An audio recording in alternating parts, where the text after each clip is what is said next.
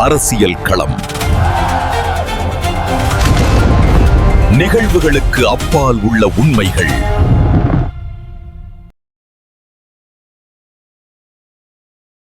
அனைத்துலக உயிரோடை தமிழ் IELTS தமிழ் உயிரோடை தமிழில் அன்பர்களே, அரசியல் களம் தாயகத்திலிருந்து தாயக உதவியாளர் இராமதர் அவர்கள் இணைகின்றார். வணக்கம் இராமதர். வணக்கம். இன்னொரு அரசியல் கள நிகழ்ச்சி இணைந்திருக்கின்றோம். இன்று நாங்கள் தமிழர் தாயகத்தில் உங்களுக்கு தெரியும் செம்மணி புதைகுழி தொடர்பாக பார்ப்போம். இராமதரன், செம்மணி புதைகுழியில் 427 உடலங்கள் இதுவரையில் அகன்றெடுக்கப்பட்ட விடயங்களை நீங்கள் ஒவ்வொரு அகன்றெடுக்கப்படும் பொழுது அந்த ஒவ்வொரு விடயங்களையும் எங்களுடைய உறவுகளுக்கு நீங்கள் எடுத்து வந்திருக்கிறீர்கள். இது பெரியொரு ஆதாரமாக இருக்கின்றது. இது தமிழ் தரப்பினர் இதை சரியாக பயன்படுத்தினால் அந்த நீதிக்கான பயணத்தில் இது ஒரு பெரிய பங்களிக்கும் என்பதை எனக்கு நல்ல நம்பிக்கை இருக்கிறது. உங்களுக்கு நிறைய நம்பிக்கை இருக்கிறது. இதைத்தான் பலரும் கூறுகிறார்கள். கண்முன்னே இருக்கிற ஆதாரத்தை வைத்து இவ்வளவு ஒரு பெரிதுபடுத்தி இதற்கான நீதி, தமிழ் மக்களுடைய பிரச்சனையை சர்வதேசப்படுத்துவதற்கான ஒரு சந்தர்ப்பம் கிடைத்திருக்கின்றது. இந்த விடயங்கள் நடந்து கொண்டிருக்கின்ற நேரத்தில், இப்பொழுது அகழ்வு பணி நிறுத்தப்பட்டிருக்கின்ற நேரத்தில், செம்மணி புதைகுழி தொடர்பாக நாடாளுமன்ற உறுப்பினர் ரவிகரன் அவர்கள் ஒரு கேள்வி என்று எழுப்பியிருக்கிறார். என்னவென்று சொன்னால், செம்மணி மனித புதைகுழி விடயம் குறித்து சந்திரிகா அம்மையார் அவர்களை விசாரியுங்கள் என்று அவர் கேட்டிருக்கின்றார். இந்த விடயம் தொடர்பாக அங்கே என்ன நடந்தது என்று எங்களுடைய உறவுகளுக்கு கூறுவீர்களா? உண்மையான செம்மணி மனித புதைகுழி விவகாரம் இடம்பெற்றதாக கருதப்படுகின்ற அந்த காலகட்டம் என்பது இலங்கையினுடைய நிறைவேற்று அதிகாரம் கொண்ட ஜனாதிபதியாக சந்திரிகா அம்மையார் அவர்கள் பதவி வகித்த காலகட்டம். சமாதான தேவதையாக அரசியலிலே அடியெடுத்து வைத்து தமிழ் மக்களுடைய ஏகோபித்த மனங்களை வென்று தமிழ் மக்களுடைய வாக்குகளால் 94ஆம் ஆண்டு இலங்கையினுடைய நிறைவேற்று அதிகாரம் கொண்ட ஜனாதிபதியாக சந்திரிகா அம்மையார் அவர்கள் தெரிவு செய்யப்பட்ட வரலாறு எல்லோருமே அறிந்தது. அவ்வாறு அவர் 94ஆம் ஆண்டு ஜனாதிபதியாக பொறுப்பேற்றதுக்கு பிற்பாடு யாழ்குடா நாடு மீது அவருடைய மாமனாராக இருக்கக்கூடிய பாதுகாப்பு அப்போது இராணுவ தளபதியாக இருந்த அனுரத் ரத்வத் அவருடைய தலைமையிலே யாழ்ப்பாணத்தை கைப்பற்றுவதற்கு சூரிய இராணுவ நடவடிக்கை முன்னெடுக்கப்பட்டதும், அதற்கு பின்னர் யாழ்குடா நாடு அரச படைகளினுடைய முழுமையான கட்டுப்பாட்டுகள் கொண்டு வரப்பட்டதும், அதற்கு பின்னரான தொடர் நிகழ்வுகளாக அந்த செம்மணி பகுதியிலே அமைக்கப்பட்டிருந்த அந்த சோதனை சாவடியை கடந்து செல்கின்ற தமிழர்கள் அங்கே வேட்டையாடப்பட்டதும், அந்த சூழ உள்ள பகுதிகளிலே சுற்றி வளைப்புகள், கைதுகள் என அவ்வாறான நடவடிக்கைகளின் போது கைது செய்யப்பட்டவர்கள், விசாரணைக்காக அழைத்து செல்லப்பட்டவர்கள், கடத்தப்பட்டவர்கள் என பெரும் எண்ணிக்கையானவர்கள் அந்த செம்மணி புதைகுழிக்கு இரையாக்கப்பட்டதுதான் வரலாறு.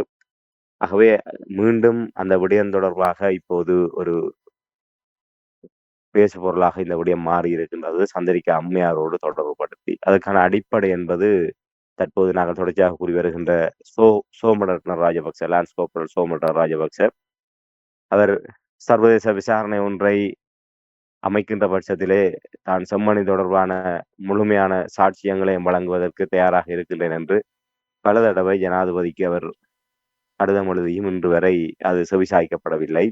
அவ்வாறு சோமரட்ன ராஜபக்ச அண்மையில் கூறியதாக பாராளுமன்ற ரவிகரன் அவர்கள் பாராளுமன்றத்திலே தெரிவித்திருக்கின்றார். அதாவது அந்த காலப்பகுதிகளிலே தான் சிறையில இருந்தேன் என்றால், இவர் 99ஆம் ஆண்டு காலப்பகுதியில் தான் அந்த நான் நினைக்கிறேன் 99 அன்று அங்கே மீள சோமரட்ன ராஜபக்ச அடையாளம் காட்டப்பட்டு அங்கே கிருசாந்தி குமாரசாமி உள்ளிட்ட ஒரு சிலருடைய உடலங்கள் அங்கே மீட்கப்பட்டதும், பின்னர் மொத்தமாக 15 எண்புக்கூடுகள் அங்கே மீட்கப்பட்டது ஆரம்பத்திலே. பின்னர் இப்போது சிந்துபாத் இந்து நேரத்திலே 412 427 மீட்கப்பட்டது. அதுல ஆரம்ப காலத்திலேயே சோமரட்ன ராஜபக்ச செம்மணி தொடர்பாக சாட்சியங்களை வழங்கி நேரடியாக வந்து இடங்களை கூட காட்டியிருக்கிறார். ஆகவே அந்த காலகட்டத்திலே சந்திரிகா அம்மையார் ஜனாதிபதியாக இருந்த காலகட்டத்திலே செம்மணி தொடர்பான உண்மைகளை வெளியே கூற வேண்டாம் என்று சிறையில் இருந்த தன்னை கேட்டுக்கொண்டதாக சோமரட்ன ராஜபக்ச அந்த தகவலை வெளியிட்டிருக்கிறார்.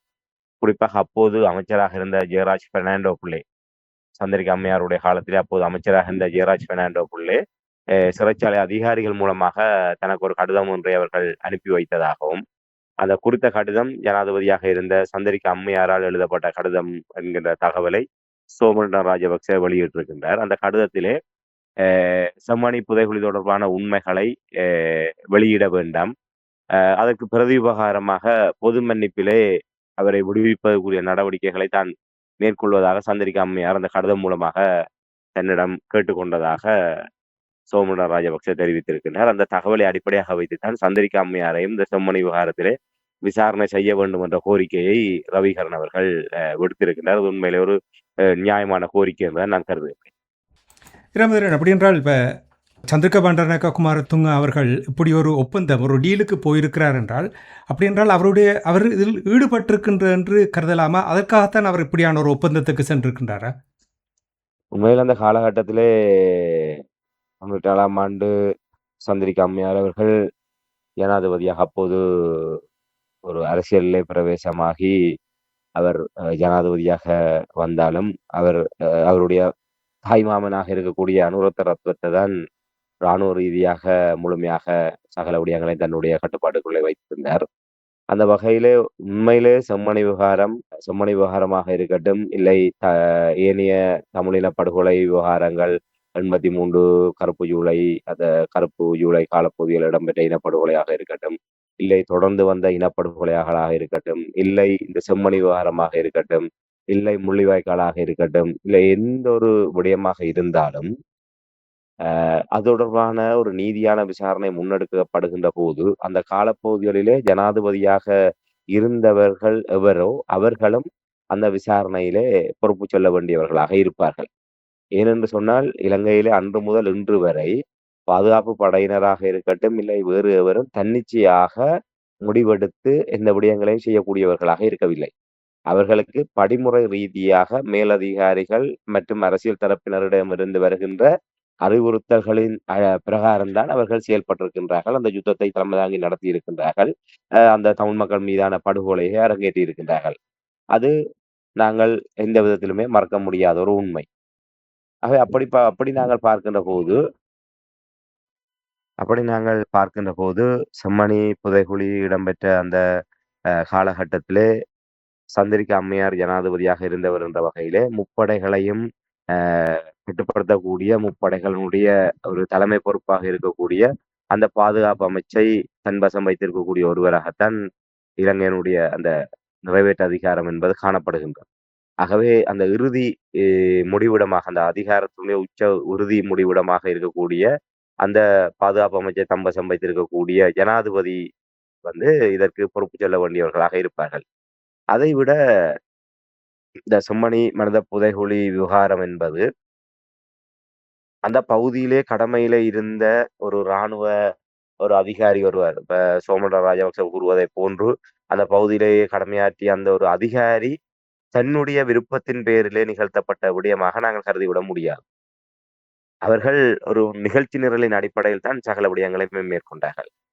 95ஆம் ஆண்டுக்கு பின்னர் சூரிய இராணுவ நடவடிக்கை மேற்கொள்ளப்பட்டு யாழ் குடாநாடு படையினரிடம் கைப்பற்றப்பட்டதற்கு பிற்பாடு விடுதலை புலிகள் மக்களுடைய இழப்புகளை கருத்தில் கொண்டு பெரும் மோதலை தவிர்த்து அவர்கள் வன்னி பிராந்தியத்துக்கு முழுவதுமாக தங்களுடைய படை கட்டுமானங்களோடு பின்வாங்கிய அந்த தந்திரோபாய பின்வாங்கலை அவர்கள் மேற்கொண்ட அந்த காலகட்டத்திலே இவர்களுடைய உபாயமாக, சந்திரிகா அம்மையாருடைய உபாயமாக இருந்த விடயம் என்பது என நீண்ட காலமாக விடுதலை போராட்டம் ஆரம்பித்ததில் இருந்து அந்த காலப்பகுதி வரை விடுதலை புலிகளோடு மக்கள் மிக நெருக்கமான உறவு நிலையிலே இருந்தவர்கள். மக்கள் தான் புலிகள், புலிகள் தான் மக்கள் என்கின்ற அந்த நிலையிலே அந்த உறவு நிலை வலுவடைந்திருந்தது. ஆகவே மக்கள் போராட்டமாக அந்த விடுதலை போராட்டம் புகழ்ந்திருந்தது. ஆகவே அவர்களுக்கு ஒரு சவால் இருந்தது. அந்த இராணுவம் யாழ் குடாநாட்டை கைப்பற்றினாலும் புலிகளுடைய புலனாய்வு அமைப்புகளும் புலிகளுடைய கேரளா தாக்குதல் பிரிவை சேர்ந்த உறுப்பினர்களும் மக்களுடைய ஆதரவோடு அங்கே மறைந்திருந்து கொண்டு இராணுவத்தினர் மீது தாக்குதல்களை மேற்கொள்வதற்கோ, இல்லை இராணுவத்தினர் மீதான தாக்குதல் நடவடிக்கைகளுக்கான ஏனைய நடவடிக்கைகளை மேற்கொள்வதற்கோ அங்கே வாய்ப்பு இருப்பதாக அவர்கள் கருதினார்கள். ஆகவே அதுதான் உண்மை. மக்கள் அவ்வாறு புலிகளோடு மக்கள் தான் புலிகள், புலிகள் தான் மக்கள் என்கிற நிலையில் அவர்கள் மிகப்பெரிய ஒரு ஒத்துழைப்பையும் பக்கபலமாகவும் இருந்தார்கள். அவ்வாறான ஒரு சூழ்நிலையில மக்களை அச்சுறுத்தி அந்த விடுதலை போராட்டத்தில் இருந்து புலிகளிடமிருந்து மக்களை அந்நியப்படுத்த வேண்டும் என்ற ஒரு தந்திரோபாய நடவடிக்கையாக அந்த சந்திரிகா அம்மையாருடைய காலத்திலே இந்த விடயம் முன்னெடுக்கப்பட்டது என்பது மறக்க முடியாத உண்மை. அந்த செம்மணி படுகொலை கூட நான் நினைக்கின்றேன் அந்த மக்களிடையே ஒரு அச்சத்தை ஏற்படுத்துவதன் ஊடாக அவர்களை அந்த என்னால் விடுதலை புலிகள் வன்னிக்கு தந்திரோபாய ரீதியாக பின்வாங்கினாலும் யாழ்குடா நாட்டிலே அவர்களுடைய செயல்பாடு என்பது தங்குதடை இல்லாமல் இருக்கக்கூடிய ஒரு நிலைமை இருந்தது. ஆகவே மக்கள் தாங்கள் விரும்பிய விரும்பாமலோ விடுதலை புலிகள் பக்கம் தலை வைத்து படுக்காத வகையிலே ஒரு உளவியல் ரீதியான அச்சுறுத்தலை கொடுப்பது. நீங்கள் விடுதலை புலிகளோடு சேர்ந்து இயங்கினால், இல்லை விடுதலை புலிகளுக்கு ஒத்துழைப்பு வழங்கினால், இல்லை அவர்களுக்கு தகவல்களை வழங்கினால் உங்களுக்கும் இதே கதிதான் என்பதை போன்று யாழ்குடானில் இருக்கக்கூடிய 5 லட்சம் மக்களையும் ஒரு உளவியல் ரீதியான ஒரு நெருக்கடிக்கு உள்ளாக்கக்கூடிய வகையிலான செயல்பாடுகளை இவர்கள் முன்னெடுத்திருந்தார்கள். இன்றைய தினம் நாங்கள் பேசிக் கொண்டிருக்கின்றோம். நேற்றைய தினம் இதே சந்திரிகா அம்மையாருடைய ஆட்சி காலத்திலே நவாலி சென்ட் பீட்டர்ஸ் தேவாலயத்தின் மீது தாக்குதல் நடத்தப்பட்ட நாள் நேற்றைய நாள். இன்று சந்திரிகா அம்மையாருடைய காலத்திலே இதெல்லாம் சந்திரிகா அம்மையாருக்கு தெரியாமல் நடக்கின்ற விடயங்களாக நாங்கள் கருதிவிட முடியாது. சரி, அனுருத்த ரத்வத்தை சந்திரிகா அம்மையார் அரசியலுக்கு வந்த புதிது. அனுருத்த ரத்வத்தை தன்னுடைய கைகளிலே வைத்துக் கொண்டு சகல விடயங்களை செய்கின்றார் என்று சொன்னால் அவர் கிட்டத்தட்ட 2 தடவை சந்திரிகா அம்மையார் ஆட்சி காலத்திலே இருந்தவர். எந்த ஒரு கட்டத்திலுமே அவர் அதற்கு பிராயச்சித்தம் தேடவோ இல்லை தனக்கு தெரியாமல் இந்த விடயங்கள் நடந்து விட்டதாக கருதி தமிழ் மக்களுக்கு ஒரு உரிய நீதியை வழங்குவதற்கோ இல்லை தமிழ் மக்களுக்கான ஒரு அரசியல் தீர்வை வழங்குவதற்கோ சந்திரிகா அம்மையார் எந்த ஒரு காலகட்டத்திலுமே மனப்பூர்வமாக செயல்பட்ட ஒருவர் அல்ல. ஆகவே அவருக்கு முற்றுமுழுதாக 100% தெரியாது என்று நாங்கள் கருதிவிட முடியாது. நவாலி சென்ட் பீட்டர்ஸ் தேவாலய படுகொலை கூட சாதாரண விடயம் அல்ல. மக்களை நம்ப வைத்து மோசடி செய்தது. உலங்குவான் உறுதிகள் மூலமாக அங்க துண்டு பிரசுரங்களை வீசி நீங்கள் வணக்க ஸ்தலங்களிலே சென்று இருங்கள், உங்களுக்கு எந்தவித ஆபத்தும் பெறாது என்று சொல்லி அறிவுறுத்தலை வழங்கிவிட்டு அதன் மீதே தாக்குதலை நடத்தியது ஒரு கொடூரமான இனப்படுகொலை. ஆகவே இதெல்லாம் சாதாரணமாக கடந்து செல்லக்கூடிய விடயம் அல்ல. ஆகவே சந்திரிகா அம்மையாருடைய காலத்திலே தான் நாகர்கோவில் பாடசாலை படுகொலை இடம்பெற்றது. அங்கே 20க்கும் மேற்பட்ட பாடசாலை மாணவிகள் துடிதுடிக்க கொன்று குவிக்கப்பட்டார்கள். 30க்கும் மேற்பட்டவர்கள் அங்கே படுகாயங்கள் நடந்து அவயவங்கள் இழந்து இன்று வரை அந்த வடுக்களோடு வாழ்ந்து கொண்டிருக்கின்றார்கள். ஆகவே ஒன்றல்ல இரண்டல்ல சந்திரிகா அம்மையாருடைய காலத்திலேதான் மிகப்பெரிய படுகொலை சம்பவங்கள் அரங்கேறியது. ஆகவே நிச்சயமாக இந்த செம்மணி தொடர்பாகவும் அவருக்கு ஒரு உறுத்தல் இருக்கும். சோமன ராஜபக்ச அந்த உண்மை தகவல்களை வெளியிட்டால் அந்த காலப்பகுதியிலே தனக்கு ஒரு அரசியல் ரீதியான நெருக்கடிகள் வரலாம் என்ற ஒரு அச்சம் சந்திரிகா அம்மையாருக்கு இருந்திருக்கும். அது தன்னுடைய 2வது ஆட்சி காலத்திலே அது பெரிய ஒரு நெருக்கடியை உருவாக்கலாம் என்கின்ற அடிப்படையில் அவர் அந்த ஒரு டீலுக்கு சோமன ராஜபக்சவுடன் அவர் செல்ல எத்தனித்திருக்கலாம். பொது மன்னிப்பு அடிப்படையிலே நான் விடுவிக்கிறேன், நீங்கள் உண்மைகள் எதையுமே சொல்ல வேண்டாம். இதான் கடந்த காலங்காலமாக இடம்பெறுகின்ற விடயம். இராணுவத்தினரை உயர் பதவிகளை கொடுத்து அவர்களை வெளிநாடுகளுக்கு அனுப்பி வைத்து சொகுசாக வாழ வைப்பதன் ஊடாக அவர்களுக்கான பிராயச்சித்தங்களை இந்த அரசாங்கங்கள் செய்து வருகின்றது. ஒன்று தமிழர்களுக்கு எதிராக செயல்பட்டதுக்கு அவ்வாறான வெகுமதிகள் வழங்கப்படுவது, ஒன்று இப்படி உண்மைகளை மௌனிக்க செய்வதற்காகவும் இப்படியான வெகுமதிகளை இவர்கள் வழங்குவார்கள். ஆகவே அந்த கருத்து நிச்சயமாக மறுப்பதற்கில்லை. சந்திரிகா அம்மையாருக்கும் இதிலே நேரடியான தொடர்புகள், செம்மணி விவகாரத்திலே நேரடியான தொடர்புகள் இருக்கும். அதன் காரணமாகத்தான் சோமன ராஜபக்சவனுடைய அந்த குரலை மௌனிக்க செய்வதற்கு இவர் இப்படியான ஒரு பேரத்தை இவர் செய்திருப்பார் என்று ஆணித்தரமாக நம்ப முடியும். இப்போ சோமரத்ன ராஜபக்ஷ ஜனாதிபதியிடம் கோரிக்கை விடுத்தும் ஜனாதிபதி எந்த ஒரு நடவடிக்கையும் எடுக்கவில்லை. அப்படி என்று சொன்னால் இங்கே ஒரு விடயம் ஒன்று புலனாகுது என்னவென்றால், அப்படி விசாரித்தால் பெரிய பெரிய புள்ளிகள் எல்லாம் இப்போ எப்பொழுது உயிர்த்த ஞாயிறு தாக்குதலின் பொழுது நடந்த அந்த விசாரணையின் பொழுது எப்படி இந்த பெரிய புள்ளிகளுடைய பெயர்கள் எல்லாம் வெளியில் வருகிறதோ அவ்வாறு இந்த பெயர்கள் பெரிய புள்ளிகளுடைய பெயர்கள் வெளியில் வந்துவிடும். அதை பாதுகாப்பதற்காகத்தான் இவரும் இங்கே இவ்வாறு மௌனமாக இருக்கிறார் என்று அவ்வாறு நான் கருதலாமா? நிச்சயமாக. என்னால் அந்த சந்திரிகா அம்மையாரோடு இவர்களுக்கு இப்ப அன்ரோமர திசாநாயக்க அவர்களோ இல்லை அவர் தலைமையிலான இப்போது தேசிய மக்கள் சக்தியாக புதிய அவதாரம் எடுத்திருக்கின்ற ஜேவிபியினருக்கோ அவர்கள் புனிதர்கள் அல்ல. அவர்கள் கடந்த காலங்களிலே தமிழின படுகொலை செய்த அத்தனை பேரோடும் கூட்டு பங்காளிகளாக இருந்தவர்கள். குறிப்பாக சந்திரிகா அம்மையாருடைய காலத்திலே இவர்கள் அன்ரோமர திசாநாயக்க அமைச்சராக பதவியேற்ற ஒருவர். அவர் அமைச்சராக பதவியேற்ற காலகட்டத்தில் தான் சந்திரிகா அம்மையாருடைய காலகட்டத்தில் தான் 2வது ஆட்சி காலம் என்று நம்புகின்றேன் வடக்கு கிழக்கை பிரிக்கின்ற நீதிமன்ற தடை உத்தரவை பெற்ற விடயம் என்பது ஜேவிபியினால் மேற்கொள்ளப்பட்டது. அதற்கு பின்னர் ராஜபக்சேக்களுடைய அரசாங்கத்திலே இருந்திருக்கின்றார்கள். ராஜபக்சேக்கள் என்ற அரசாங்கத்தை தாங்கி நிற்கக்கூடிய ஒரு தரப்பாக ஜேவிபியினர் இருந்திருக்கின்றார்கள். ஆகவே இவர்கள் இப்ப செம்மணி விவகாரம் மட்டுமல்ல, இனப்படுகொலை தொடர்பான எந்த ஒரு விவகாரத்தையும் இவர்கள் கையில் எடுப்பார்களாக இருந்தால், இவர்கள் தங்களுடைய முன்னாள் சகாக்களான சந்திரிகா அம்மையார், ராஜபக்சேகள் உள்ளிட்டவர்களையும் இவர்கள் விசாரணைக்கு உள்ளே ஏற்ற வேண்டிய ஒரு நிலை இவர்களுக்கு ஏற்படும்.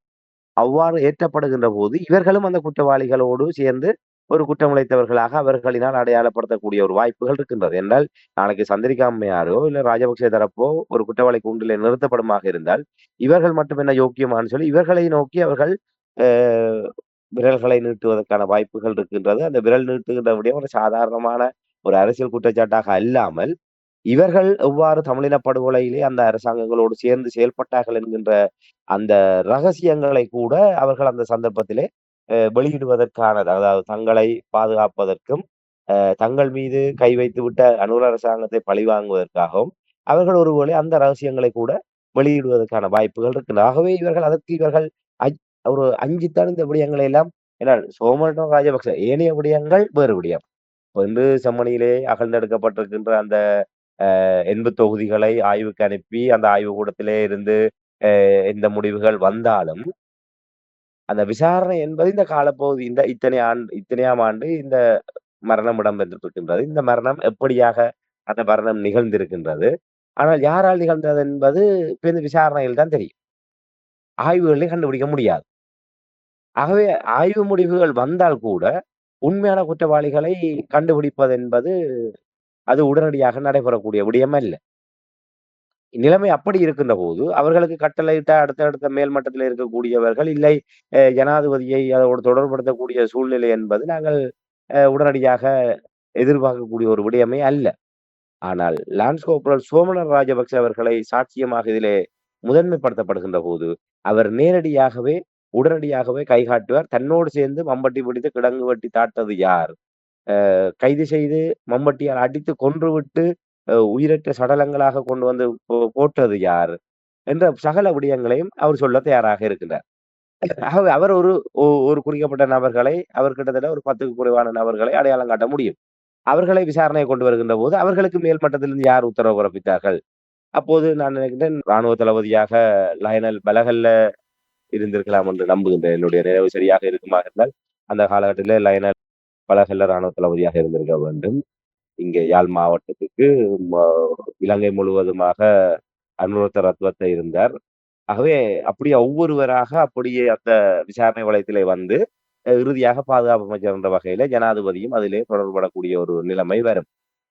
ஆகவே இந்த விடயங்களை எல்லாம் இவர்கள் உணர்ந்து கொண்டுதான் சோமட்ட ராஜபக்ச தொடர்பாக ஜனாதிபதி அன்ரோமர சனாயக் அவர்கள் கள்ள மௌனம் காத்து வருகின்றார். என்றால் அப்படி ஒரு விடயமே இல்லை என்பதை போன்று அவர்கள் பாசாங்கு செய்து கொண்டு செம்மணியிலே வந்து கொண்டு நீலி கண்ணீர் வடித்து விட்டு செல்கின்ற ஒரு நிலைமைதான் காணப்படுகிறது. ஆகவே இவர்களுக்கு இருக்கின்ற நெருக்கடி என்பது என்றால் இவர்கள் யோக்கியவான்கள் அல்ல, இவர்கள் பரிசுத்தமானவர்கள் அல்ல. இவர்களுடைய கைகளிலும் தமிழ் மக்களுடைய இரத்தக்கரை படிந்திருக்கின்றது. ஆகவே இவர்கள் யோக்கியவான்களாக தங்களை நிலைநிறுத்தி கொண்டு நீதியினுடைய சாட்டையை சுழற்றுவார்களாக இருந்தால் அதிலே சிக்கக்கூடியவர்களாக இவர்களும் இருப்பார்கள். ஆகவே தங்களை தற்காத்துக் கொள்வதற்காக அதோடு சம்பந்தப்பட்ட ஏனைய மேல் மட்டங்களில் இருப்பவர்களையும் அந்த விசாரணை வளையத்துக்களை கொண்டு வராமல் இருப்பதற்காகவும் உண்மைகள் வெகு விரைவிலே கண்டறியப்பட்டு அது தங்களுக்கான ஒரு சுருக்கு கயிறாக மாறிவிடக்கூடாது என்பதற்காகவும் சோமன ராஜபக்சவை இவர்கள் தூரத்திலே வைத்திருக்கின்றார்கள். ஒருவேளை இந்த நீர்கொழும்பு சிறைச்சாலையில் இடம்பெற்றதை போன்று சோமன ராஜபக்ச தடுத்து வைக்கப்படுகின்ற சிறைச்சாலையில் கூட ஒரு திட்டமிட்டு கலவரத்தை உருவாக்கப்பட்டு அவர் கூட இந்த 30 பேரில் ஒருவராக அவர் கூட இல்லாமல் செய்யப்படுவதற்கு வாய்ப்புகள் இருக்கின்றது, இல்லாமல் இல்லை. ஆகவே சோமட்ட ராஜபக்சவனுடைய குரல் தொடர்ந்தும் வெளியே வரக்கூடாது. அவர் ஒரு நீதியினுடைய அந்த பக்கத்தை அவர் தொட்டுவிடக் கூடாது என்கின்ற கரிசனையோடு இந்த அரசாங்கம் இருக்கின்றது. அதற்கு நீங்கள் கூறுவதை போன்று அந்த உயர் மட்டங்களை பாதுகாக்க வேண்டும் என்கின்ற நான் சுட்டிக்காட்டிய அடிப்படையிலான அந்த கரிசனை தான் அதுக்கு முழுக்க காரணம் என்பதை நாங்கள் உறுதியாக கூற முடியும். இப்ப சந்திரிகா பண்டாரநாயக்க குமாரசிங்காவினுடைய ஆட்சி காலத்தில் நடந்த படுகொலைகள், மனித உரிமை மீறல்கள் தொடர்பாக இந்த ஆட்சி மாற்றம், அதாவது அனுரகுமார திசாநாயக்கனுடைய ஆட்சி வந்த பின்பு நீதியமைச்சர் சரி, அனுரகுமார திசாநாயக்கா சரி, தொடர்ந்து குற்றமிழைத்தவர்களுக்கு தண்டனை வழங்கப்படும் என்று அவர்கள் உறுதியாக கூறிக்கொண்டு வருகின்ற நேரத்தில் முன்னாள் அதிபர் சந்திரிகா பண்டாரநாயக்க குமாரதுங்காவை விசாரிக்க முடியும் என்று நீங்கள் நம்புகிறீர்களா? உண்மையிலே இவர்களுக்கு அவ்வாறான ஒரு எண்ணங்கள், சிந்தனைகள் துளியளவும் இல்லை. தமிழ் மக்களை ஏமாற்றி என்னால் வெறுமனே வாயாலே வடை சுடுகின்ற தரப்பாகத்தான் இவர்கள் இருக்கின்றார்கள். ஆட்சிக்கு வந்த நாள் முதல் இவர்கள் சொல்கின்ற ஒரே விடயம், காணாமல் ஆக்கப்பட்டவர்களுடைய வலிகளையும் வேதனைகளையும் உணர்ந்தவர்கள் நாங்கள். ஜனாதிபதியே சொல்கின்றார், நானே அந்த காணாமல் ஆக்கப்பட்ட நிலைமையில அதனுடைய வலிகளை உணர்ந்த ஒருவர். ஆகவே எங்களுக்கு யாரும் சொல்லித் தெரிய வேண்டிய அவசியம் இல்லை. உங்களுடைய வலிகளை எங்களுடைய வலிகளாக உணர்ந்தவர்கள் நாங்கள். ஆகவே இந்த காணாமலாக்கப்பட்டவருடைய விவகாரத்திலே உரிய நீதி வழங்கப்படும் என்கின்ற விடயத்தை மூச்சுக்கு 300 தடவை அவர்கள் சந்தர்ப்பம் கிடைக்கின்ற போதெல்லாம் சொல்லிக் கொண்டிருக்கக்கூடிய ஒருவர்கள். ஆனால் இன்று ஆட்சிக்கு வந்து 2 ஆண்டுகள் ஆகின்ற நிலைமையிலே இன்று வரை காணாமலாக்கப்பட்டவருடைய விவகாரத்திலே ஒரு கண்துடைப்பு நடவடிக்கை தான் மேற்கொண்டு வருகின்றார்கள். OMB அலுவலகம் என்பது இந்த அதுக்குள்ளாக விசாரணைகள் மேற்கொள்வதெல்லாம் ஒரு கண்துடைப்பு நடவடிக்கை. இன்று அந்தி சசிதரன் அவர்களுடைய வழக்கு இன்று நீதிமன்றத்திலே இருக்கின்றது. அந்த நீதிமன்ற நடவடிக்கை விரைவுபடுத்தப்பட வேண்டுமாக இருந்தால், அந்த நீதிமன்றத்திலே அவர் கையளிக்கப்பட்ட இராணுவத்தினர் முன்னிறுத்தப்பட வேண்டும். என்று அந்த இராணுவத்தினர் நீதிமன்றத்திலே முற்படுத்தப்படாமல் காலத்தை இழுத்தடித்து அந்த வழக்குகள் திட்டமிட்டு இழுத்தடிப்பு செய்யப்பட்டு வருகின்றது. ஆகவே அவர்கள் அந்த காணாமலாக்கப்பட்டவர்களுடைய வலிகளை உணர்ந்தவர்களாக இருந்தால், தாமதிக்கப்படுகின்ற நீதி மறுக்கப்படுகின்ற நீதிக்கு சமன் என்ற வகையில 17 ஆண்டுகளாக தமிழ் மக்களுக்கு இந்த வலிந்து காணாமலாக்கப்பட்டவருடைய உறவுகளுக்கு நீதி மறுக்கப்பட்டிருக்கின்றது. ஆகவே தொடர்ந்து அவ்வாறு ஒரு மறுக்கப்பட்டு, தாமதிக்கப்பட்டு மறுக்கப்படுகின்ற நீதியை மேலும் இந்த அரசாங்கம் காலத்தை இழுத்தடிப்பதற்குத்தான் வழிவகை செய்து கொண்டிருக்கின்றது. ஆக இவர்கள் கூறுவதைப் போன்று தாங்கள் சொல்வதை செய்வதாக இருந்தால், அவ்வாறு அனந்தி சசிதரன் அவர்கள் உள்ளிட்டவர்களைப் போன்று ஒரு குறிக்கப்பட்ட சில வழக்குகளில் தனி இவர்களினால் உடனடியாக விரைவாக நடவடிக்கை எடுக்க முடியும். ஆனால் அந்த இலக்கை நோக்கி இவர்கள் நகரப் போவதில்லை. அதைவிட மிக முக்கியமான விடயம் என்னவென்று சொன்னால், இந்த செம்மணி விவகாரத்திலே சந்திரிகா அம்மையாரை இவர்கள் நெருங்கக்கூடிய அளவுக்கு எந்த விதமான ஒரு ஒரு துணிச்சலான நடவடிக்கை எடுக்கக்கூடிய அரசாங்கமாக இந்த அரசாங்கம் இல்லை. அதுல நான் சற்று முன்னர் குறிப்பிட்டதைப் போன்று, சந்திரிகா அம்மையாரை இதிலே இவர்கள் விசாரிப்பார்களாக இருந்தால், சந்திரிகா அம்மையாரோடு அமைச்சராக இருந்து இவர்கள் என்னென்ன எல்லாம் தில்லாலங்கடி வேலைகளை செய்தார்கள் தமிழர்களுக்கு எதிராக, இல்லை தமிழ் மக்களுடைய விவகாரங்களிலே இவர்களுடைய கடந்த கால மறுபக்கம் என்ன, அந்த இருண்ட பக்கம் என்ன என்கின்ற விடயம் எல்லாம் ஒருவேளை அவர்கள் அம்பலப்படுத்தினால் கூட ஆச்சரியப்படுவதற்கு இல்லை. ஆகவே அந்த விடயங்களை எல்லாம் கருத்தில் கொண்டு இவர்கள் அவ்வாறான ஒரு எல்லைக்கு இவர்கள் செல்ல மாட்டார்கள். வெறுமனே இவ்வாறு கூறிக்கொண்டு அகழ் நடவடிக்கைகளை மேற்கொள்வதும், அதுக்கு ஒரு ஒப்புக்கு சப்பானியா இந்த மன்னர் சதோச புதகுழி அந்த சான்று ஒரு மாதிரிகளை ஆய்வுக்கு அனுப்பியதை போன்று இது ஆய்வுக்கு அனுப்பி அந்த அறிக்கைகளை பெற்றுவிட்டு, ஓ இது அந்த காலப்பகுதியிலே நடைபெற்றதான் என்று சொல்லி இவர்கள் ஒருவேளை அதையெல்லாம் இவர்கள் கடந்து செல்லக்கூடிய ஒரு நிலைமை இருக்கின்றது. ஆகவே அது கூட அது அது அநேகமாக அந்த கட்டம் வருகின்ற போது இவருடைய இந்த 5 ஆண்டு கால ஆட்சியினுடைய இறுதி காலகட்டத்தை கூட இவர்கள் அவ்வாறு கடத்தி செல்லக்கூடிய ஒரு நிலைமை இருக்கின்றது. ஆகவே இவர்கள் ஒருபோதும் இந்த செம்மணி விவகாரத்திலே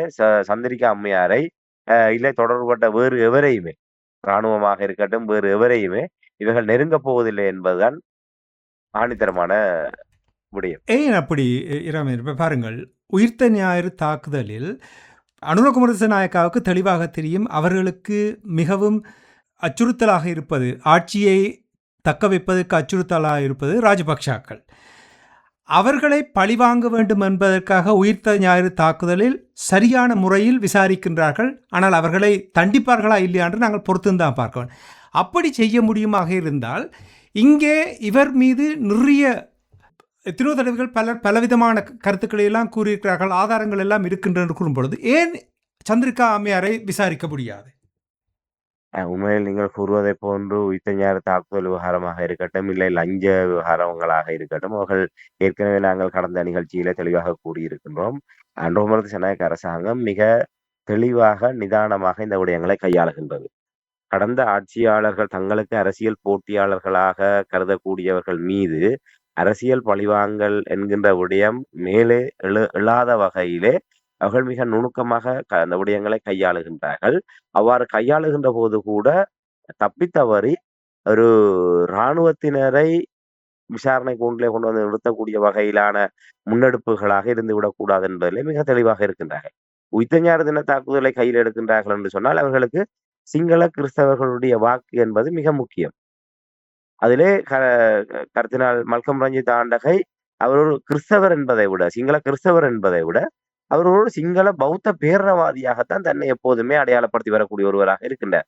ஒரு கிறிஸ்தவர்களுக்கான இலங்கையிலே இருக்கக்கூடிய கிறிஸ்தவர்களுக்கான ஒரு தலைமை பொறுப்பு நிலைமையில இருக்கக்கூடிய ஒரு மத குருவாக அவர் என்றுமே நீதி நியாயமாக செயல்பட்டவர் அல்ல. இன்று வரை தமிழின படுகொலையிலே கணிசமான தமிழ் கிறிஸ்தவர்கள் கொல்லப்பட்டிருக்கின்றார்கள். அதற்காக அவர் குரல் கொடுக்கவில்லை. இன்று தமிழ் என்று கருணாரத்னம் அடிகளார் மற்றும் வெள்ளை கொடியோடு சென்றபோது அங்கே ஒரு சில ஃபாதர் அங்கே வெள்ளக்கொடியோடு சென்று சரணடைந்து இன்று இருக்கின்றார்களா இல்லையா என்று தெரியாமல் இருக்கின்றார்கள். அதே போன்று மேலும் பல வடக்கு கிழக்கிலே செயல்பட்ட இந்த கத்தோலிக்க திருச்சபையைச் சேர்ந்த பலர் இதிலே கடத்தப்பட்டிருக்கின்றார்கள், கொல்லப்பட்டிருக்கின்றார்கள், காணாமலாக்கப்பட்டிருக்கின்றார்கள். இப்படியான எந்த ஒரு விடயத்துக்கும் மல்கம் ரஞ்சித் ஆண்டகை இதுவரை மூச்சு கூட விடவில்லை. அதை விட இப்ப நேற்றைய தினம் நாங்கள் குறிப்பிட்டதை போல நேற்றைய தினம் இதே நாளிலே 95ஆம் ஆண்டிலே நவாலி சென்ட் பீட்டர்ஸ் தேவாலயத்தின் மீது மேற்கொள்ளப்பட்ட குண்டு தாக்குதலுக்கு மல்கம் ரஞ்சித் ஆண்டகை அந்த நேரம் இப்போது அவருடைய காலத்தில் கூட அந்த விடயங்களை கண்டனம் தெரிவிப்பதற்கோ இல்லை அந்த அவ்வாறாக தமிழ் கிறிஸ்தவர்கள் மீது மேற்கொள்ளப்பட்ட தாக்குதல் அதற்கு நீதி கேட்பதற்கோ அவர்கள் எந்த ஒரு முன்னெடுப்புகளையும் செய்யவில்லை. ஆகவே அவருக்கு பின்னாலும் ஒரு அரசியல் நிகழ்ச்சி நிழல் இருக்கின்றது. அவர் ஆரம்பத்திலே ராஜபக்சேக்களுடைய ஒரு ஆதரவாளராக கருதப்பட்ட நிலைமையில் அவருடைய நிலைப்பாடுகள் எல்லாம் ஒரு ராஜபக்சேக்களுக்கு ஆதரவானவராகத்தான் இருந்தார். ஆனால் உயிர்த்த ஞாயிறு தின தாக்குதலுக்கு பின்னணியிலே கோத்தபாய ராஜபக்சவை அரியணையேற்ற வேண்டும் என்கின்ற நிகழ்ச்சி நிரல் இருந்தது என்கின்ற விடயம் வெளிப்பட்டதுக்கு பிற்பாடு அவர் மிக ஆணித்தரமாக அவர் இந்த விடயத்திலே அவர்களை குற்றவாளிக்குள்ளே நிறுத்துவதற்கான எத்தனிப்புகளை செய்தார். ஆகவே இந்த செயல்பாடுகள் என்பது அந்த ஒட்டுமொத்தமாகவே இப்ப சிங்கள கிறிஸ்தவர்களாக இருக்கட்டும் இல்லை பௌத்த சிங்களவர்களாக இருக்கட்டும் இது அவர்களுடைய ஒரு விவகாரம் ஒன்றுக்கு இந்த அரசாங்கம் ஒரு நீதியை வழங்கி இருக்கின்றது என்ற அடிப்படையிலே அது அவர்களுடைய தெற்கிழங்கை வாக்கு வங்கியை பலப்படுத்தக்கூடிய ஒன்றாகத்தான் அவர்கள் பார்க்கின்றார்கள். அதை விட நாங்கள் குறிப்பிடுவதை போன்று அந்த உயிர்த்த தின தாக்குதல் என்பது கோத்தபாய ராஜபக்சவோ இல்லை இப்போது இருக்கக்கூடிய சாலை உள்ளிட்ட போன்றவர்கள் அதிகாரிகள் கூட அதிலே ஒருவேளை இறுதியிலே அவர்கள் குற்றவாளிகளாக அடையாளம் காணப்படலாம். ஆனால் அதை கடந்து இராணுவத்தினர் மீது எந்த விதத்திலுமே தொடர்படக்கூடியதாக அந்த விசாரணைகள் அமையப் போவதில்லை. இன்று பசில் ராஜபக்சவை இதற்காக அவர்கள் நெருக்குகின்றார்கள். ஊழல் சம்பந்தப்பட்ட லஞ்ச ஊழல் தொடர்பான விவகாரத்திலே பசில் ராஜபக்சவை சர்வதேச பிடியாணை மூலமாக சர்வதேச போலீசார் மூலமாக அவரை கொண்டு வருவதற்குரிய முயற்சிகளை ஈடுபட்டு வருவதாக சொல்லிக் கொண்டிருக்கின்றார்கள். அதே போன்று ராஜபக்சேகளுடைய குடும்பத்திலே சகலரையும் இன்று ஊழல் நிர்வாக மோசடி உள்ளிட்ட உடைய வழக்குகளை அடிப்படையாக வைத்துத்தான் அவர்களை நெருங்கி கொண்டிருக்கின்றார்கள். அதிலே மிக கவனமாக இருக்கின்றார்கள். எந்த ஒரு கட்டத்திலுமோ ஒரு பாதுகாப்பு படையினரை ராஜபக்சேக்களோடு தொடர்புபடுத்தி அந்த விடயங்களை தீவிரப்படுத்துவதற்கு இவர்கள் விரும்பவில்லை. அவ்வாறு இவர்கள் செய்வார்களாக இருந்தால் இராணுவத்தினரை குற்றவாளிகளாக நிறுத்துகின்ற ஒரு நிலைமை என்று வருகின்றோ அன்று அவர்கள் அரசியல் தற்கொலை செய்வதற்கு சமனாகும். ஆகவே இவர்கள் சந்திரிகா அம்மையாரை இந்த விவகாரத்தில் விசாரிப்பதன் ஊடாக சந்திரிகா அம்மையாரை கொண்டு சோமண்ட ராஜபக்ச அவரை விசாரிப்பதாக தான் மீண்டும் சோமண்ட ராஜபக்சவுடைய வாக்குமூலத்தை பெற வேண்டும். சோமண்ட ராஜபக்சவனுடைய வாக்குமூலத்தை பெற்றுக்கொண்டுதான் சந்திரிகா அம்மையாரிடம் விசாரணைக்கு செல்ல வேண்டும். அவ்வாறு சென்றால் அந்த இரண்டு சோமண்ட ராஜபக்சவும் சந்திரிகா அம்மையாருக்கும் இடையிலே பல இராணுவத்தை சேர்ந்தவர்கள் விசாரிக்கப்பட வேண்டிய ஒரு நிலைமை உருவாகும். ஆகவே அந்த நிலைக்கு ஒருபோதும் இவர்கள் முன்வரப் போவதில்லை. ஒன்று அவ்வாறு மேல்மட்டத்தில் இருப்பவர்களை விசாரணை வலயத்திலே கொண்டு வருவதன் ஊடாக தங்களுடைய வண்டவாளங்களும் வெளியே வந்துவிடும் என்கின்ற ஒரு விடயம். அதைவிட பாதுகாப்பு தரப்பினரை இராணுவத்தினரை அந்த விடயத்திலே குற்றவாளிகளாக விசாரணை கூட்டிலே நிறுத்துகின்ற போது ஏற்படுகின்ற அரசியல் நெருக்கடிகளை எதிர்கொள்வதற்கு இவர்கள் தயாராக இல்லை. ஏனால் இவர்கள் அந்த கிடைத்த அந்த ஆட்சி மாற்றத்தை தொடர்ந்து தக்க வைத்து தொடர்ந்து தங்களுடைய அரசியல் பயணத்தை தொடர வேண்டும் என்பதிலே மிக கவனமாக இருக்கின்றார்கள். அதே நேரத்தில் சிங்கள பௌத்த பேரணவாதத்தை எந்த ஒரு கட்டத்திலுமே தங்களுக்கு எதிராக திரும்புவதற்கு அவர்கள் ஒருபோதுமே அனுமதிக்கப் போவதில்லை. அந்த அடிப்படையில் தான் நாங்கள் கூறுகின்றோம். அவர்கள் இப்போ நீங்கள் குறிப்பிட்டதை போன்று இந்த உயிர்த்த ஞாயிறு தின தாக்குதல் ஒரு பூச்சாண்டி காட்டிக்கொண்டு இந்த கோத்தபாய ராஜபக்சவை நெருங்குகின்றார்கள், பசிலை கொண்டு வரப் போகின்றார்கள் என்பதெல்லாம் இவர்கள் பூச்சாண்டி காட்டினாலும் அது எவ்வளவு தூரம் இறுதி இலக்கை அடையும் என்பதிலே மிகப்பெரிய ஒரு கேள்விக்குறி இருக்கின்றது. இவர்கள் இப்படியாக ஏற்கனவே 2 ஆண்டுகள் கடந்து விட்டது. பல விடயங்களை இவர்கள் கூறினார்கள். எங்களுக்கு முன்னாலே ஜனாதிபதி தேர்தலை போட்டியிடுவதற்கு முன்னரே கூறினார்கள். எத்தனையோ கோப்புகள் எங்களுக்கு முன்னாலே இருக்கின்றது. அந்த கோப்புகள் எல்லாம் விரைவிலே திறக்கப்படும். தாங்கள் ஆட்சிக்கு வந்ததற்கு பிற்பாடு திறக்கப்படும். அது திறந்தால் அது சம்பந்தப்பட்ட அத்தனை பேருமே சிறைச்சாலையில் இருக்க வேண்டிய நிலைமை ஏற்படும். நாட்டு மக்களிடம் கொள்ளையடிக்கப்பட்ட பணம் நாட்டு மக்களிடமே சேர்ப்பிக்கப்படும் என்று பல வாக்குறுதிகளை எல்லாம் இவர்கள் வழங்கினார்கள். ஆட்சிக்கு முன்னரும் ஆட்சிக்கு வந்ததற்கு பிற்பாடும். ஆனால் அதே போன்று எந்த ஒரு விடயத்தையும் இந்த அரசாங்கம் இதுவரை செய்யவில்லை. குறிப்பாக இந்த அரசாங்கத்தின் காலத்திலே அதே போன்று ராஜபக்சேகளுடைய காலத்திலே இல்லை அதற்கு பின்னான காலத்திலே மேற்கொள்ளப்பட்ட அதே மோசடிகள் இப்போதும் இடம்பெற்று வருகின்ற விடயத்தை நாங்கள் தொடர்ச்சியாக பார்த்து வருகிறோம். இன்று 300க்கும் மேற்பட்ட கொள்கலங்கள் விடுவிக்கப்பட்ட விவகாரமாக இருக்கட்டும், இல்லை அந்த நிலக்கரி ஒரு தரமற்ற நிலக்கரி இறக்குமதி செய்யப்பட்ட ஏற்பட்ட ஊழலாக இருக்கட்டும், இல்லை இந்த திரைசேரியிலிருந்து பெருந்தொகை பணம் வெளிநாடு ஒன்றுக்கு இணைய பரிவர்த்தனை ஊடாக மாற்றப்பட்ட போது ஏற்பட்ட அந்த முறைகேடாக இருக்கட்டும், இல்லை அதே போன்று தபால் திணைக்களத்திடமிருந்து அனுப்பப்பட்ட ஒரு தொகை பணம் அந்த உரிய தரப்புக்கு கிடைக்காமல் மோசடியான தரப்பினரிடம் சென்ற விவகாரமாக இருக்கட்டும், இப்படி பல்வேறு மோசடிகள் இந்த அரசாங்கத்திடமிருந்து அம்பலப்பட்டு கொண்டிருக்கின்றது. தற்போது கூட பாரிய இன்னொரு பல மோசடிகள் கூட வெளிவந்து கொண்டிருக்கின்றது. இவர்களுடைய 2 ஆண்டு காலப்பகுதியில் இவ்வாறாக ஒரு நிர்வாக ரீதியாகவும் ஒரு மோசடிகளுக்கு இந்த அரசாங்கத்தில் இருக்கக்கூடியவர்கள் துணை போய் கொண்டிருக்கின்ற ஒரு நிலைமைதான் இருக்கின்றது. ஆக இவர்கள் எந்த விதத்திலுமே ஒரு யோக்கியவான்களாக இந்த விடயங்களை எல்லாம் முன்னகர்த்துவார்கள் என்று நாங்கள் ஒரு நம்பக்கூடிய சூழ்நிலை இல்லை. ஆகவே 2 ஆண்டுகள் ஆகிவிட்டது. இவர் சொன்னது எதையுமே ஒரு செய்யக்கூடிய நிலைமை இல்லை. ஆக ஒன்று இந்த உயிர்த்தஞாறு தின தாக்குதல் மற்றும் பிள்ளையானை கைது செய்தது. உயிர்த்தஞாறு தின தாக்குதலை இந்த கோத்தபாய கைது செய்யப்பட போகின்றார் என்கின்ற நிலை வரை அதை கொண்டு வந்தது மட்டும்தான் இவர்களுடைய முன்னேற்றகரமான நிலைமையாக பார்க்க முடியும். ஆனால் அது முடிவுரை வரை சென்று அதற்கான நீதி வழங்குவார்களா, இல்லை அது இந்த 5 ஆண்டு வரை இழுத்தடிப்பு செய்யப்படுமா என்பதை நாங்கள் பொறுத்திருந்தான் பார்க்க வேண்டும். ஆகவே அந்த அடிப்படையில பார்க்கின்ற போது இவர்கள் சந்திரிகா அம்மையாரை சந்திரிகா அம்மையாரை எப்படி கொண்டு வர வேண்டும்? செம்மணிக்காக கொண்டு வர வேண்டும். செம்மணிக்காக கொண்டு வரப்பட்டால் 96, 95, 96 காலப்பகுதியிலே ஒரு திட்டமிட்ட படுகொலை இங்கே நடைபெற்றிருக்கின்றது என்பதை அனுர அரசாங்கம் ஏற்றுக்கொள்வதாக அமையும்.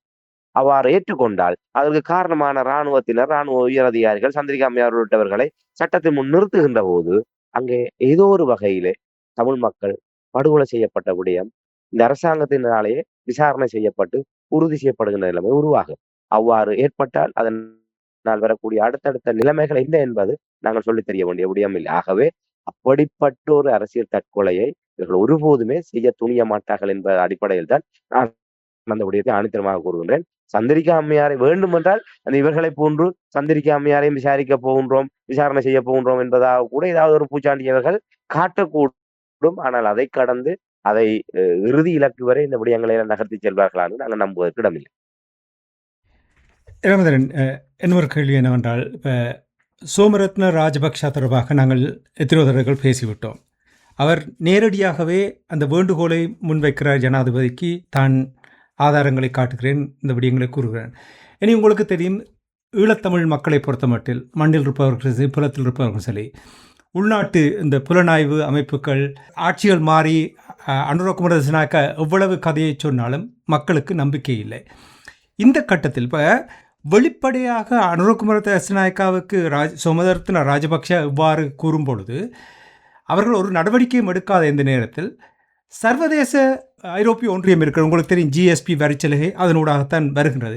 இப்போ சர்வதேச ஐரோப்பிய ஒன்றியத்தை நாடி அல்லது ஐநா ஒவ்வொரு ஆண்டும் போவார்கள் ஐநாவுக்கு, அங்கே ஒரு அழுத்தத்தை பிரிக்கக்கூடிய ஒரு சந்தர்ப்பம் தமிழ் மக்களுக்கு இருக்கின்றதா?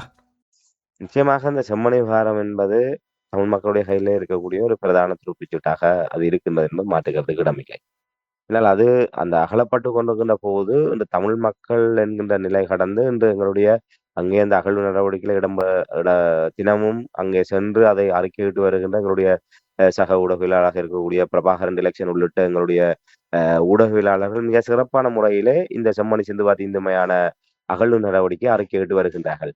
அவ்வாறான அறிக்கையிடல் மூலமாக இன்று பல்வேறு வெளிநாடுகளில் இருக்கக்கூடிய ராஜதந்திரிகள் உள்ளிட்ட பொதுமக்களிடையே அது தொடர்பான விடயம் தினசரி ஒரு பெரிய தாக்கத்தை செலுத்தி கொண்டிருக்கின்றது. ஆகவே அது மிகப்பெரிய ஒரு உணர்வுபூர்வமான விடயமாக மாறி இருக்கின்றது. இந்த செம்மணி சிந்துவாத்தி இந்த மயானத்திலே அண்மையிலே தோண்ட வருகின்ற அந்த 80 தொகுதிகளிலே சிறு கைக்குழந்தைகள் சிறுவர்களுடைய 80 தொகுதிகளும், அந்த 80 தொகுதிகளுடைய அந்த நிலை குவியல் குவியலாக போடப்பட்டது, ஒழுங்குமுறையற்ற முறையிலே போடப்பட்டிருக்கின்ற விடயம், மண்டையோடுகள் உடைக்கப்பட்ட நிலைமையில இருக்கின்ற விடயம், தாடைகள் பெயர்க்கப்பட்டிருக்கிறது. அப்படி அந்த அந்த அந்த நிலைகளை எல்லாம் பார்க்கின்ற போது நிச்சயமாக அவர்களுக்கு தெரியும், இது எப்படியான ஒரு கொடூரமான நிலையிலே இந்த மரணங்கள் அங்கே சம்பவித்திருக்கின்றது. சர்வதேச நெருக்கடியை, சர்வதேச அழுத்தத்தை கொடுக்கக்கூடிய வகையில் தமிழ் தரப்பு பாரிய போராட்டங்களை ராஜதந்திர நடவடிக்கைகளை மேற்கொள்ள வேண்டிய ஒரு தேவை இருக்குது. ஆனால் ஏதோ என்னவோ தெரியவில்லை. இந்த தாயகத்திலே அணையா வழக்கு போராட்டம் உள்ளிட்ட பல போராட்டங்கள், அது தொடர்பான கவனஈர்ப்பு போராட்டங்கள் முன்னெடுக்கப்பட்டாலும் புலத்திலே இது தொடர்பான எந்த ஒரு ஆக்கப்பூர்வமான செயல்பாடுகளும் இடம்பெற்றதாக நான் அறியவில்லை. ஆனால் இதனூடாக பாரிய அழுத்தங்களை கொடுக்க முடியும். ஏன் சர்வதேச நாணய நிதியத்தை கூட ஐரோப்பிய ஒன்றியத்தின் ஊடாக GSP பிளஸ் வரிச்சலுகை, இந்த செம்மணி விவகாரத்தில் உரிய நீதியை நிலைநாட்டவனும் சோமன ராஜபக்ச இதில் ஒரு சாட்சியமாக கொண்டு வர வேண்டும். அந்த அந்த விடயத்தையும் இந்த விடயத்தையும் ஒன்றாக்கி அந்த விசாரணைகள் மேற்கொள்ள வேண்டும். உடனடியாகவே இந்த செம்மணி விவகாரத்தில் சர்வதேச வகிபாகத்தை உள்வாங்க வேண்டும் என்கின்ற நிபந்தனைகளை அந்த ஐரோப்பிய ஒன்றியத்தின் ஊடாக அரசாங்கத்துக்கு அழுத்தத்தை கொடுப்பதற்குரிய நகர்வுகளை நாங்கள் நிச்சயமாக செய்ய வேண்டும். அது மட்டுமல்ல, நாணய நிதியத்துக்கு கூட நாங்கள் அந்த கோரிக்கைகளை முன்வைத்து அந்த நாணய நிதியத்தினுடைய அடுத்த நிதி விடுவிப்பிலே இந்த விடயங்களை எல்லாம் செய்தால்தான் நாங்கள் நீதியை விடுவிப்போம் என்கின்ற அளவுக்கு என்னால் முடியும். புலம்பெயர் தமிழர்களால் நிச்சயமாக அந்த அழுத்தங்களை கொடுக்க முடியும். தொடர்ந்து அந்த தரப்புகளோடு நாங்கள் அவ்வாறான அழுத்தங்களை கொடுப்போமாக இருந்தால் அவர்களுக்கு வேறு வழி இல்லாத ஒரு நிலைமை உருவாகும் என்றால் இந்த புலம்பெயர் தரப்பையும் இந்த அரசாங்கத்தையும் ஒரு இணைத்து வைத்துத்தான் அவர்கள் ஒரு நாடகத்தை ஆட முற்படுகின்றார்கள். அவை புலம்பெயர் தரப்பு ஒரு ஒருமித்த நிலைப்பாட்டில் நின்று கொண்டு இந்த கோரிக்கைகளை நாங்கள் முன்வைப்போமாக இருந்தால் நிச்சயமாக அது ஒரு பாரதூரமான ஒரு ஒரு பக்கபலமாக இந்த தமிழ் மக்களுடைய விடுதலை அரசியலில் அமையும் என்பதை நான் ஆணித்தரமாக நம்புகின்றேன். நன்றி ராமேந்திரன். இன்றைய நிகழ்ச்சியில் இணைந்து செம்மணி மனித புதகுழி அந்த விவகாரம் தொடர்பாக சந்திரிகா அம்மையாரை விசாரியுங்கள் என்று நாடாளுமன்ற உறுப்பினர் துரைராஜா ரவிகரன் அவர்கள் வலியுறுத்திய விடயத்தை உயிரோடை தமிழ் உறவுகளுக்கு எடுத்து வந்தமைக்காக உயிரோடை தமிழ் அன்பர்கள் சார்பாக நன்றி குறிக்கணும். மீண்டும் ஒரு நிகழ்ச்சி இணைந்திருப்போம். அதுவரைக்கும் நன்றி, வணக்கம். நிச்சயமாக நன்றி, வணக்கம்.